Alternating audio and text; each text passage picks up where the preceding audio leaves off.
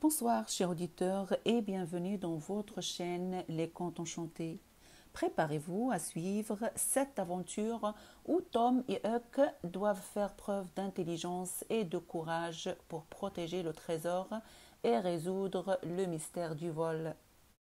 La première nouvelle qu'apprit Tom le vendredi matin, ce fut une heureuse nouvelle. La famille du juge Thatcher avait regagné la ville la veille au soir. Joe l'Indien et le trésor passèrent momentanément au second plan.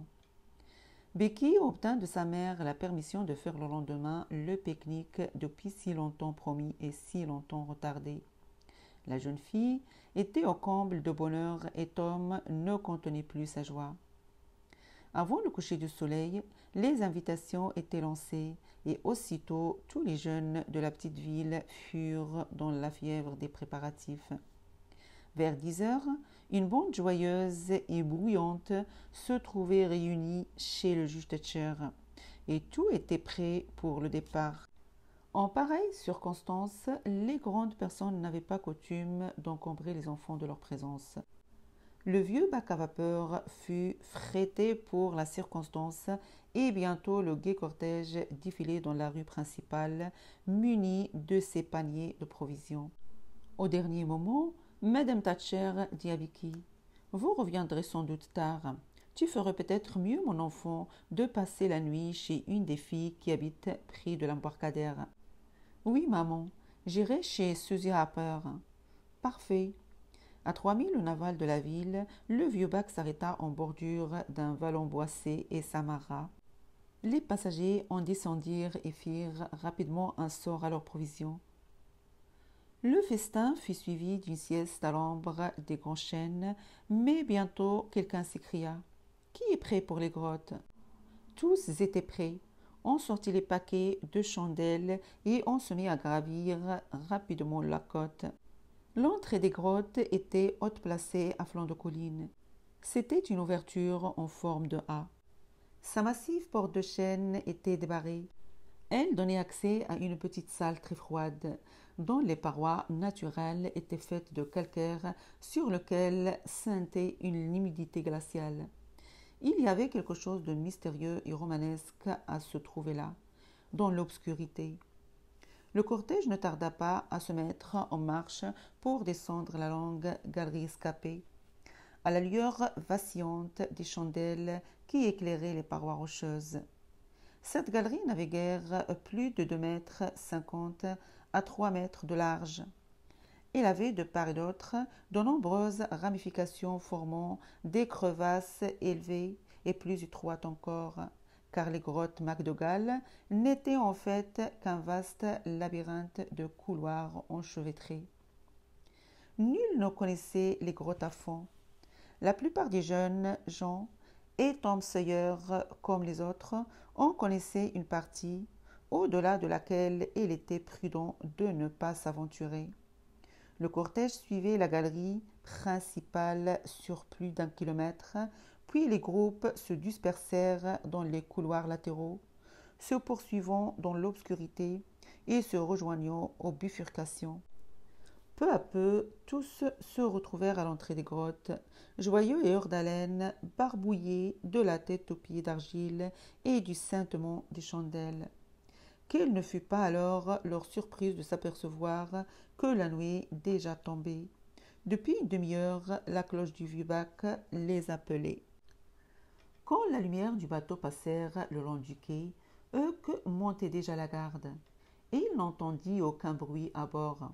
Les jeunes passagers, épuisés par leur journée, étaient plongés dans un morne abattement ou assoupi. Huck se demanda quel pouvait bien être ce bateau et pourquoi il ne s'arrêtait pas à quai. Mais bientôt, tout à sa mission, il oublia l'incident. Le ciel était couvert, la nuit se fit très noire. Vers 10 heures, le village sombra dans le sommeil et le jeune guetteur resta seul en compagnie du silence et des fantômes. À 11 heures, les lumières de l'auberge s'éteignirent et se fit l'obscurité totale. Huck attendit longtemps, très longtemps même. Lui semblait-il, mais rien ne se produit. Sa confiance chancelait. À quoi bon?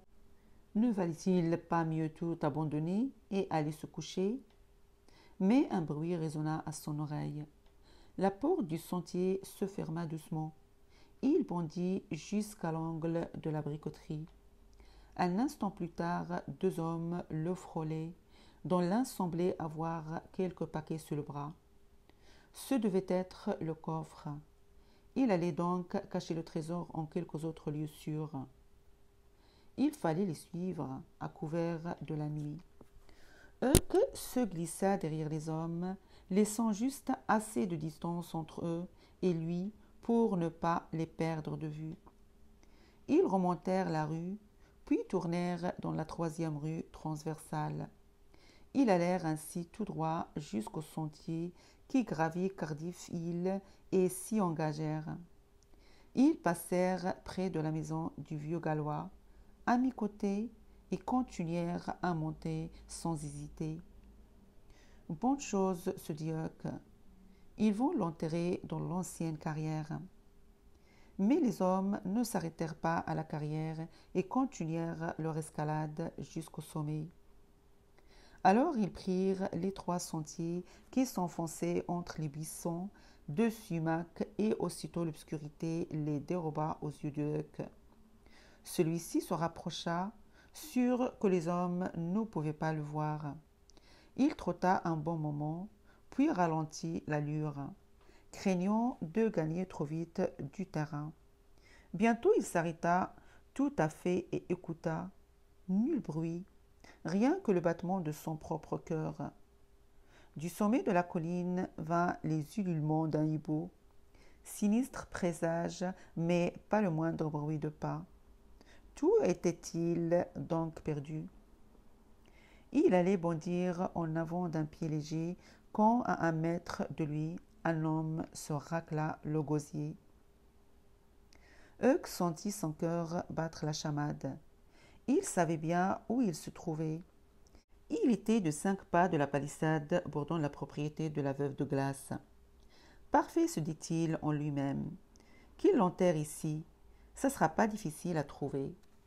Mais tout à coup, il entendit une voix assourdie, celle de Joe l'Indien. Diable, peut-être bien qu'il y a du monde. Il y a de la lumière à une heure pareille. Je vois personne, répondit une autre voix, celle de l'inconnu de la maison hantée. Huck se sentit parcouru tout entier d'un frisson glacial. C'était donc là, cette vengeance. Il a eu l'idée de s'enfuir, puis il se souvint que la veuve de glace avait été plus d'une fois bonne pour lui. Et peut-être ces hommes venaient-ils dans l'intention d'assassiner la pauvre femme. La voix de Joe l'Indien reprit.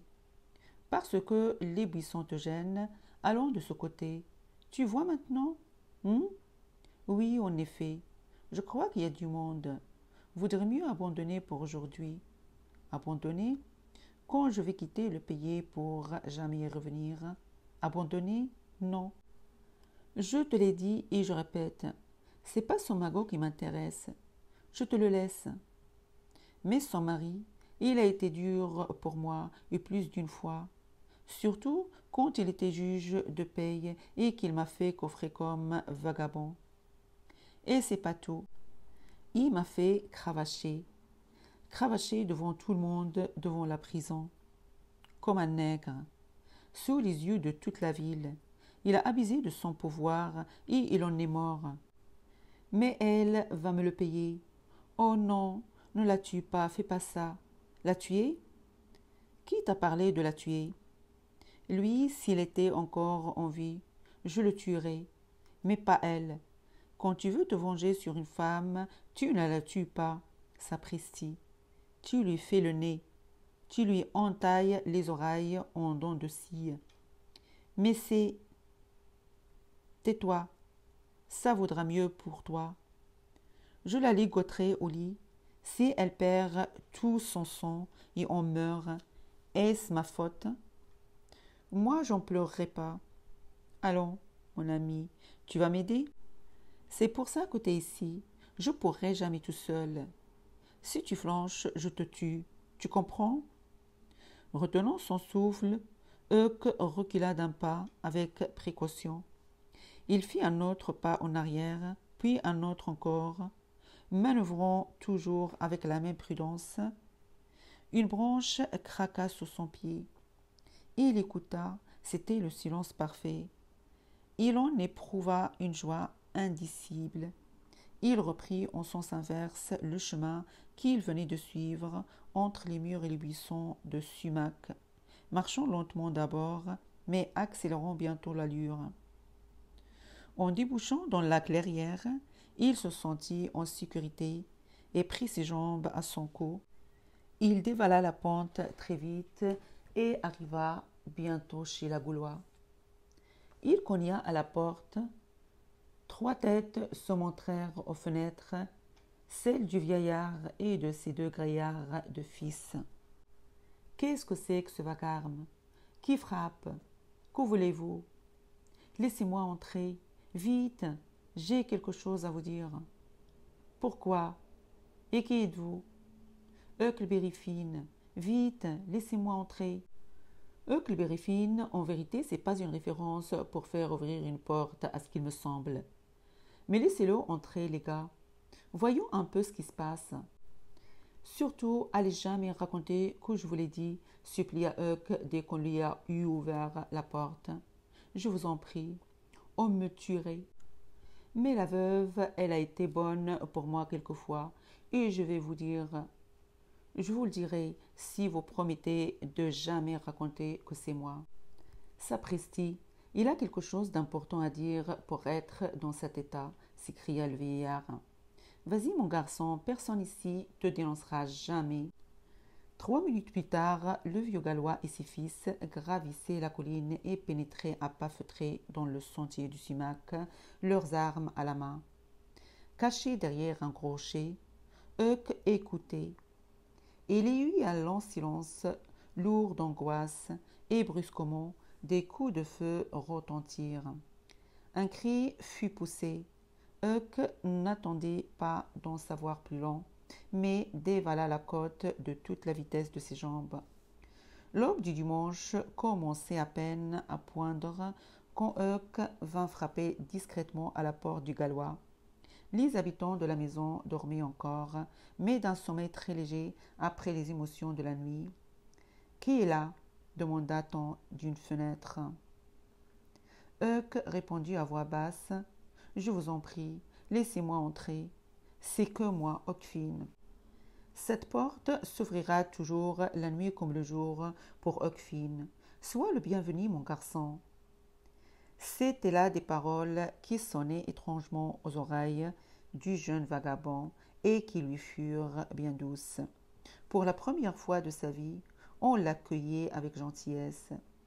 Dès qu'il fut entré, on lui offrit un siège, tandis que le vieillard et ses 2 fils s'habillaient en hâte.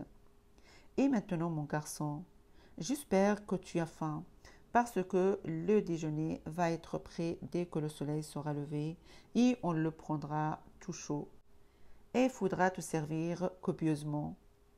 Moi et les gars, on espérait que tu repassais par ici hier soir. » J'avais une peur terrible, avoua Huck. J'ai couru dès que j'ai entendu le coup de fusil et je ne me suis pas arrêté pendant près de 5 kilomètres. Maintenant, je reviens parce que je veux savoir ce qui s'est passé. Et je viens avant le jour parce que je ne voulais pas tomber sur ces sales types, même s'ils étaient morts. Allons, mon pauvre garçon, t'as l'air d'avoir passé une bien mauvaise nuit. Mais il y a un lit pour toi ici quand tu auras déjeuné. Non, mon gars, ils sont pas morts. Et nous, on le regrette bien, d'après ta description. Vois-tu, on savait exactement où les trouver, alors on s'est glissé sur les pointes des pieds jusqu'à ce qu'on se trouve à moins de 5 mètres d'eux. À ce moment-là, j'ai senti que j'allais éternuer. C'était la guigne. J'ai essayé de me retenir, mais ça m'a servi à rien. Fallait que ça vienne, et c'est venu. J'étais en tête, mon pistolet braqué en avant, et quand l'éternuement est parti, ces gredins se sont écartés du sentier. J'ai crié « Tirez les gars !» et on a tous les trois tiré plusieurs coups de côté d'où venait le bruissement des feuilles. Mais les canailles étaient partis en 5 secs. Nous, on les a poursuivis à travers bois, mais je crois qu'on ne les a pas touchés une seule fois. En s'en allant, ils ont tiré chacun un coup. On a entendu siffler leurs balles, mais ils ne nous ont fait aucun mal. Quand on s'est aperçu qu'on n'entendait plus leurs pas, on a abandonné la poursuite, on est descendu et on a réveillé la police. Ils ont envoyé un détachement pour aller monter la garde au bord du fleuve. Dès qu'il fera jour, le commissaire va aller battre les bois avec quelques hommes. J'aimerais bien savoir un peu à quoi ils ressemblent. C'est gredin. Mais toi, t'as sans doute pas pu les voir non plus dans le noir. Aussi, je les avais vus en ville et je les ai suivis. Parfait. Décris-les-moi, mon gars, décris-les-moi. Il y a d'abord cet Espagnol sourd-muet qu'a rôdé une fois ou deux dans ces parages. L'autre, il a l'air misérable, en guenille. Ça suffit, mon garçon. Nous les connaissons. Je suis tombé sur eux un jour dans les bois derrière chez la veuve, et ils ont dégrippi. Allez-y, mes gars. Allez dire au commissaire. Les fils des Gallois partirent aussitôt. Comme ils quittaient la pièce, Hugues se leva d'un bond et s'écria.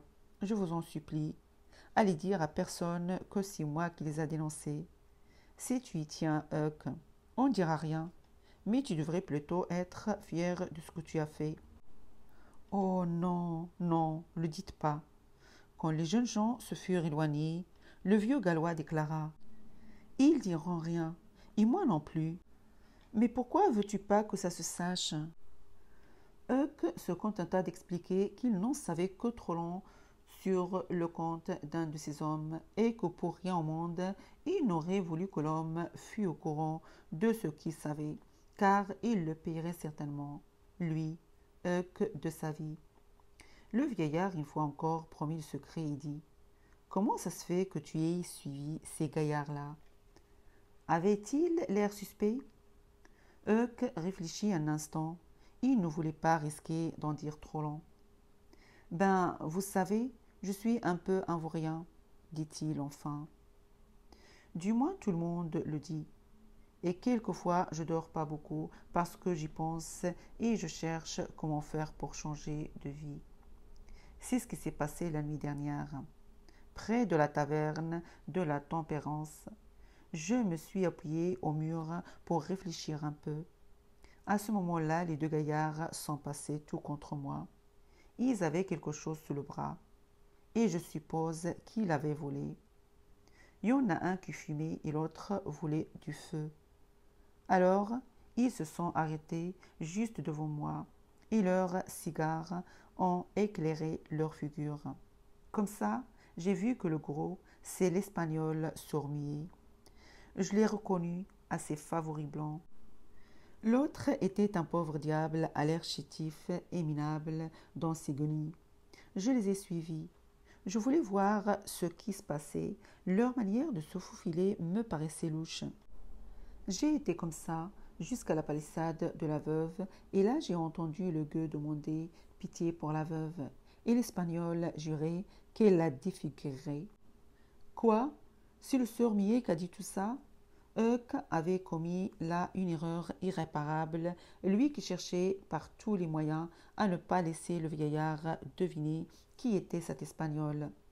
Voilà que sa langue trop longue lui attirait de nouveaux ennuis. Le Gallois lui dit enfin « Mon garçon, n'aie pas peur de moi. Pour rien au monde je ne te ferai du mal. Je ne demande qu'à te protéger.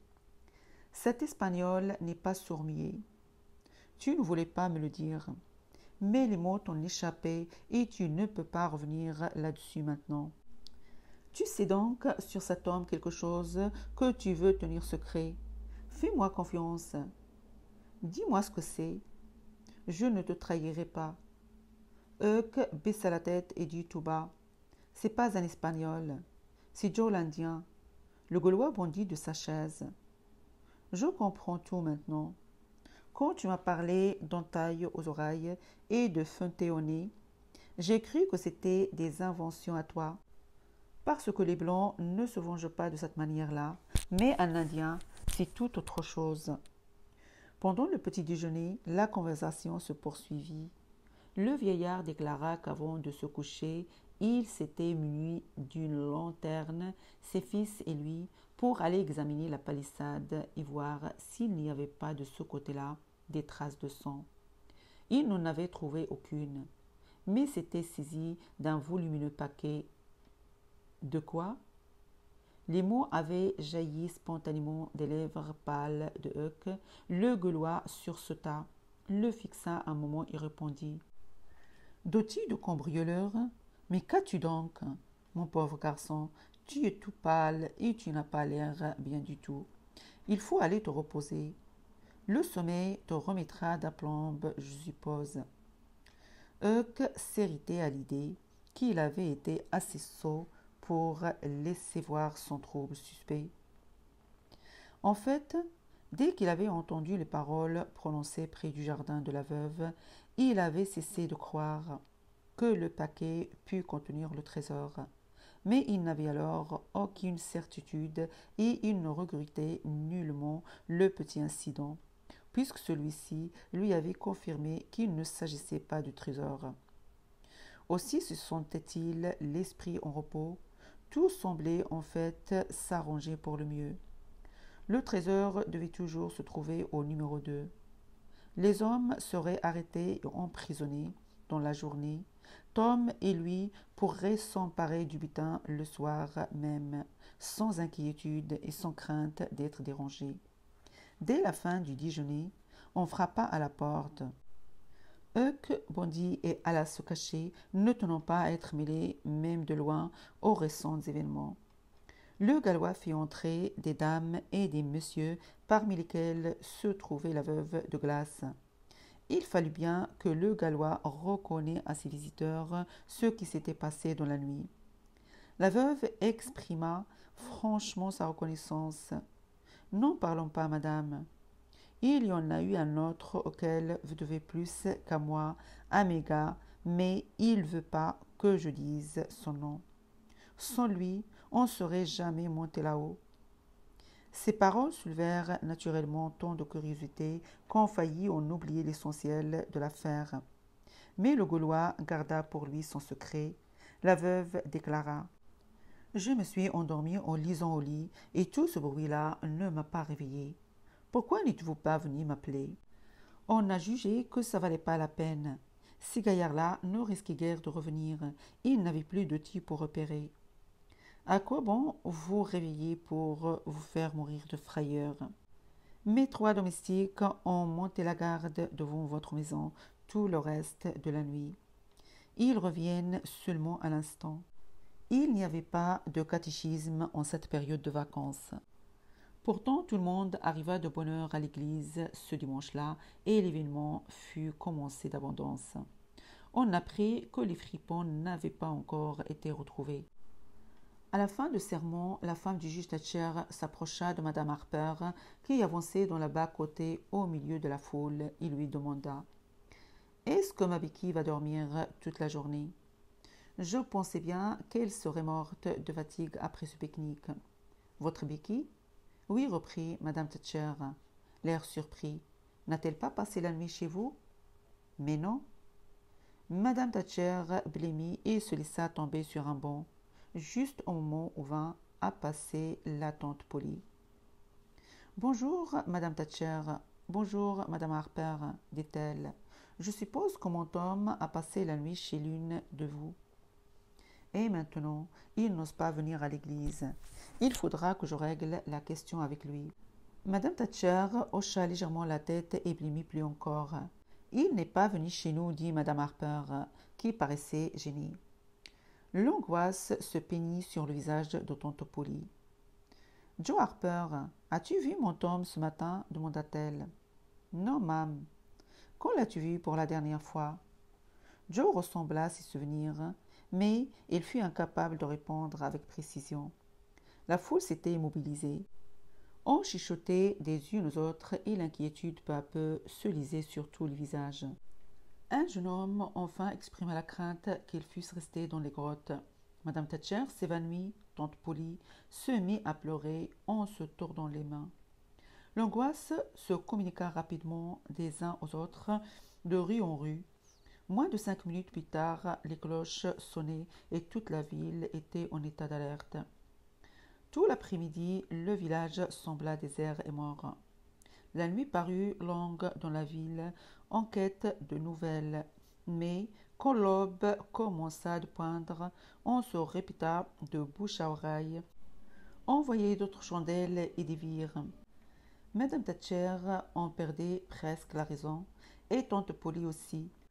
Dans la grotte, le juge Thatcher leur adressait des messages d'encouragement qui ne trouvaient guère d'écho dans le cœur des deux femmes. Le vieux Gaulois rentra chez lui au lever du jour, éclaboussé du suif, suie de glaise et fondu. Il trouva Huck toujours dans le lit qu'on lui avait préparé, fiévreux et délirant. Les médecins étaient tous à la grotte, aussi la veuve de glace se chargea-t-elle de venir soigner le malade. Elle se déclara prête à faire pour lui tout ce qui serait en son pouvoir. Au début de l'après-midi, des groupes d'hommes harassés de fatigue commencèrent à se disperser dans le village, mais les plus résistants poursuivaient leurs recherches. Tout ce qu'on put savoir, c'est qu'en un certain endroit, loin des régions visitées habituellement par les touristes, on avait découvert, tracés au noir de fumée, les noms de Becky et de Tom, et, non loin de là, un bout de ruban taché de suif. Madame Thatcher reconnut le ruban et l'inonda de ses larmes, déclarant que c'était le dernier souvenir qu'elle garderait de son enfant avant qu'une mort horrible la lui eût arraché. Certains dirent que, voyant briller au loin une lumière vacillante ou entendant des cris, des hommes s'étaient engagés dans la galerie sonore, mais que ces expéditions avaient toutes été suivies d'une amère déception. Il s'agissait seulement de la chandelle d'un chercheur. Quant aux enfants, ils restaient introuvables. 3 jours et 3 nuits s'écoulèrent, ainsi interminables. Qu'était-il donc advenu de Tom et de Becky après le pique-nique? Ils avaient, comme les autres, couru parmi les sombres galeries. C'est alors qu'ils s'engagèrent dans une galerie sinueuse, tenant très haut leurs chandelles pour déchiffrer les lettres enchevêtrées, tracées au noir de fumée, formant noms, adresses et devises dont les parois rocheuses étaient ornées. Tout en bavardant, ils s'éloignèrent peu à peu de leurs camarades et remarquèrent à peine qu'ils se trouvaient enfin dans une partie des grottes que n'illustre aucun nom. Ils écrivèrent chacun le leur sur une saille de roche et avancèrent encore. Ils découvrirent bientôt un petit filet d'eau qui avait au cours des siècles formé une dentelle de pierres brillantes et impérissables. Tom se serra contre le rocher afin d'éclairer les stalactites pour les faire admirer à Becky. Il s'aperçut alors qu'elles formaient rideau devant une sorte d'escalier naturel enserré entre des parois escarpées, et il se sentit aussitôt une vocation d'explorateur. Becky se déclara prête à l'aider dans sa tâche. Ils tracèrent une marque à la fumée pour servir de point de repère. Ils partirent à l'aventure. Ils s'enfoncèrent dans les recoins les plus secrets de la grotte. Sous une voûte, les chauves-souris avaient élu domicile par certains. Troublées dans leurs repères, elles s'abattirent aussitôt, nombreuses autour des chandelles, en poussant des cris aigus. Tom savait qu'il fallait se méfier de ces animaux aux mœurs étranges. Prenant Becky par la main, il l'entraîna dans la galerie la plus proche, juste à temps car déjà une chauve-souris, d'un coup d'aile, éteignait au passage la lumière de Becky. Les 2 enfants ne réussirent à échapper aux bêtes malfaisantes qu'en se faufilant dans tous les couloirs qui s'offraient à eux. Tom découvrit ainsi un lac souterrain. Il voulut en explorer les limites, mais décida qu'il valait mieux s'asseoir d'abord et se reposer un moment. Alors seulement, la moiteur et le silence des lieux commencèrent à peser sur le moral des 2 enfants, et Becky dit Je n'y avais pas fait attention, mais il y a bien longtemps, il me semble que nous n'entendons plus les autres. Mes songes, Vicky, que nous sommes beaucoup descendus. Nous sommes loin au-dessus d'eux maintenant. Je ne sais trop donc quelle direction, et nous ne pouvons pas les entendre ici. Becky s'inquiéta. Je me demande depuis combien de temps nous sommes là, Tom, dit-elle. Il vaudrait mieux retourner. Tu sauras retrouver le chemin? Ça me paraît si enchevêtré. Je saurais me retrouver, je crois, mais il y a les chauves-souris. Si ils nous éteignent nos deux chandelles, nous serons dans de beaux draps. Essayons plutôt de passer par l'autre côté. J'espère au moins que tu ne vas pas te perdre. Ça serait affreux, dit Becky, en frémissant à cette seule idée. Ils s'engagèrent dans une galerie qu'ils longèrent un bon moment en silence. Tout leur était inconnu. Becky guettait sur le visage de Tom quelques symptômes encourageants et celui-ci lui disait d'un ton enjoué « Tout va bien. Ce n'est pas encore ici, mais on va bientôt retrouver le chemin. » À chaque nouvelle déception, pourtant, il sentait son espoir faiblir. Il s'engageait sans cesse dans de nouvelles galeries. Chaque fois que Tom déclarait « Tout va bien », Becky croyait entendre « Tout est perdu ». Dans sa frayeur, ils sont cramponnés à lui. Enfin, incapable de retenir ses larmes, il dit « Tant pis pour les chauves-souris, Tom. Retournons de l'autre côté. Sinon, nous nous égarons sans cesse davantage. » Tom s'arrêta. « Écoute, dit-il. » C'était le silence, un silence si profond que leur respiration paraissait sonore. Tom lança un appel qui se répercuta sous les voûtes désertes et se perdit au loin dans un rire moqueur. « Ne recommence pas ça, Tom, dit Vicky. C'est trop affreux. C'est affreux, Vicky, mais je préfère tout de même recommencer. Il pourrait nous entendre, tu sais. Ce « il pourrait » c'était l'aveu que l'espoir d'humilier sans cesse. Tom faisait volte-face, voulut prendre le même chemin en sens inverse, et hâta le pas. Mais bientôt Becky, le voyant hésiter, comprit qu'il était incapable de retrouver son chemin. « Tu n'as pas fait de marque, Tom, dit-elle. »« Que j'ai été sot, Becky. Je n'avais pas pensé qu'il faudrait revenir. Non, je ne retrouve pas la sortie. C'est si embrouillant. Oh, Tom, nous sommes perdus. Perdue. » Elle se laissa tomber à terre et se mit à sangloter, au point que Tom s'épouvanta à l'idée qu'elle pût mourir là ou perdre la raison. Elle se serra contre lui. Tom supplia Becky de reprendre courage, mais elle s'en déclara incapable. Alors, il se maudit et s'injuria pour l'avoir entraînée dans cette triste situation, et cette nouvelle attitude eut un meilleur résultat. La fillette déclara qu'elle allait essayer d'être raisonnable. Elle promit aussi de suivre Tom partout où il voudrait bien l'emmener, pourvu seulement qu'il ne parlait plus sur ce ton, car il n'était pas plus fautif qu'elle, après tout. Ils se remirent donc en route, marchant à l'aventure. L'espoir sembla un moment renaître en eux. Bientôt Tom prit à Becky sa chandelle et la souffla. Ça serait une économie appréciable. Becky comprit sans qu'il fût besoin d'explications et son courage de nouveau l'abandonna. Elle savait que Tom n'avait plus dans sa poche qu'une chandelle entière et 3 ou 4 petits bouts.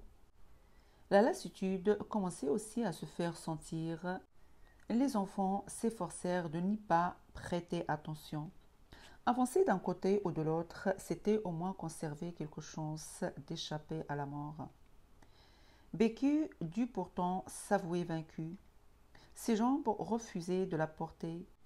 Elle s'assit. Tom vint se reposer à côté d'elle. Ensemble, ils évoquèrent leur foyer, leurs amis, leur lit douillet et surtout la lumière. Becky pleura. Tom chercha un moyen de la réconforter, mais ces banales paroles d'encouragement portaient à faux. Enfin, brisée par la lassitude, Becky s'endormit. Tom s'en réjouit. Un sourire se dessina même sur ses lèvres.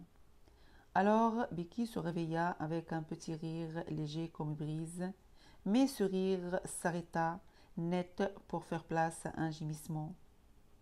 Oh, fit-elle, comment ai-je pu dormir? Mais au contraire, c'est une bonne chose, Becky, que tu aies dormi. Tu vas te sentir reposée maintenant, et nous allons bien retrouver le moyen de sortir d'ici. Essayons toujours, Tom. Mais tu ne peux savoir quel merveilleux pays j'ai vu en rêve.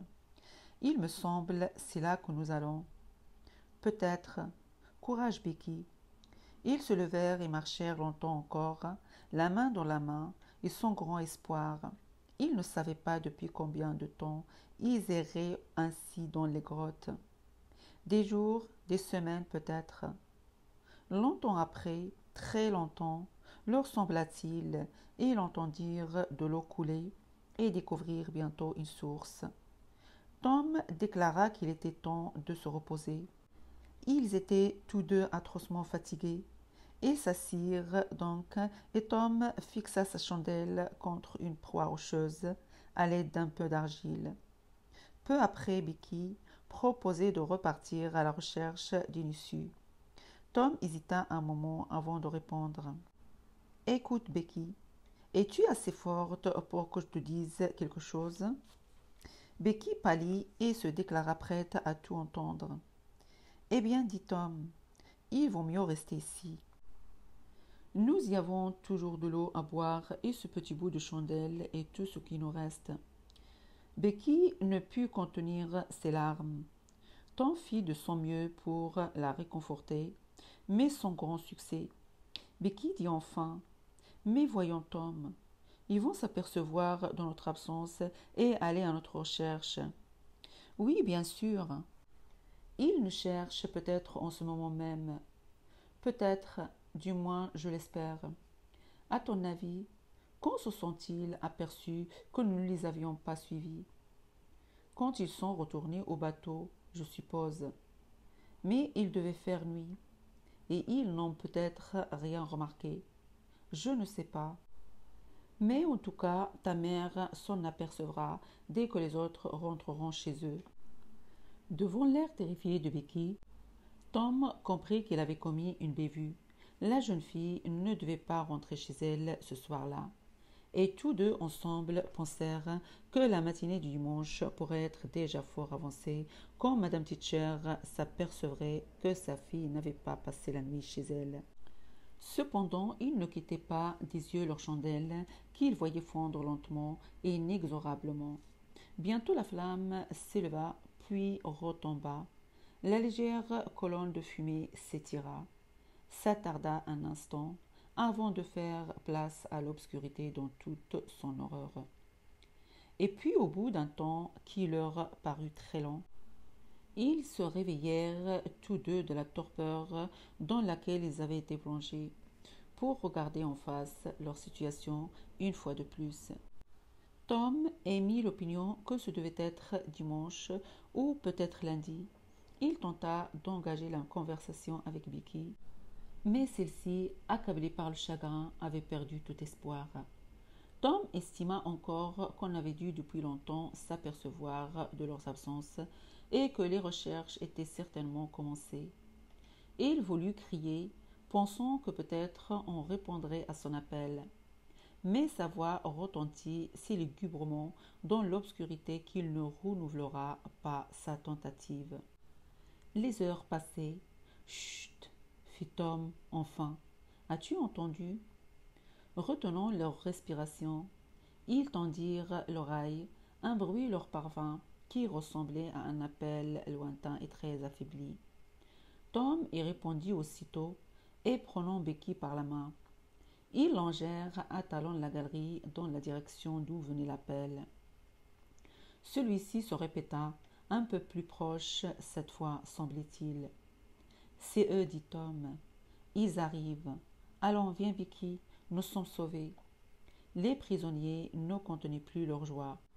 Pourtant, ils ne progressaient que lentement à cause des profondes crevasses dont il leur fallait se méfier. Il parvint justement au bord d'une de ces crevasses et durent s'arrêter. Avait-elle 1 mètre de profondeur ou 30 mètres? Tom se coucha à plat ventre, allongea le bras, mais ne put en sentir le fond. Il fallait donc rester là en attendant qu'on les y rejoignît. Cependant les appels s'éloignaient nettement. Tom hurla, mais sans obtenir de réponse, et de nouveau ce fut le silence. À tâtons, les 2 enfants retournèrent auprès de la source. Le temps s'écoulait lentement. Ils dormirent encore et se réveillèrent à demi-morts de frayeur et de faim. Tom estima qu'il devait être au mardi. Une idée alors jaillit à son esprit. Pourquoi ne pas explorer les petites galeries latérales toutes proches, plutôt que de supporter dans l'obscurité le poids lourd des heures? Sortant de sa poche une corde de cerf-volant, il l'attacha à une saillie de roche et ils se mirent en route, déroulant la corde tout en avançant à tâtons. 20 pas plus loin, la galerie aboutissait à une sorte de tremplin. Tom se mit à genoux, tête à l'angle de la roche. Il tendit le bras, un peu plus loin encore vers la droite, et là, à moins de 20 mètres, une main d'homme tenant une chandelle apparut de derrière un rocher. Tom poussa un cri de victoire, mais aussitôt le corps tout entier émergit de l'ombre, celui de Joe l'Indien. Tom resta un instant figé de stupeur. Il fut grandement soulagé de voir, presque aussitôt, l'Espagnol faire volte-face et disparaître. Sous l'empire de la peur, Tom sentait ses forces le trahir. Et il se promit de retourner à la source s'il en avait encore la force et d'y rester, afin de ne pas courir le risque d'une nouvelle rencontre avec Joe l'Indien. Il eut soin de ne pas faire part à Becky de sa découverte. Il lui avoua seulement avoir crié pour attirer la chance. Les 2 enfants attendirent lentement encore auprès de la source, mais la faim et la fatigue l'emportant à la longue. Ils s'endormirent. Au réveil, ils se sentirent torturés par un appétit de loup. Tom pensait que ce devait être mercredi ou jeudi, peut-être même vendredi ou samedi, et que les recherches avaient été abandonnées. Alors il se sentit prêt à risquer une aventure rencontre avec Joe l'Indien et proposa d'explorer une nouvelle galerie. Mais Becky, très affaiblie, était tombée dans une morne apathie d'où il ne put la sortir. Elle se déclara prête à attendre la mort, qui ne saurait tarder, et engagea Tom à aller explorer la galerie, le suppliant seulement de revenir vers elle de temps en temps. Tom, la gorge serrée, l'embrassa et finit de croire qu'il allait trouver soit une issue, soit ceux-là même qui ne pouvaient manquer de les chercher. Puis sa corde de cerf-volant à la main, il descendit à 4 pattes l'une des galeries, torturé par la faim et par la perspective d'une mort prochaine. Chers auditeurs, notre aventure pour ce soir s'arrête là. Je vous souhaite excellente nuit et je vous dis à la prochaine aventure avec notre héros Tom Sawyer.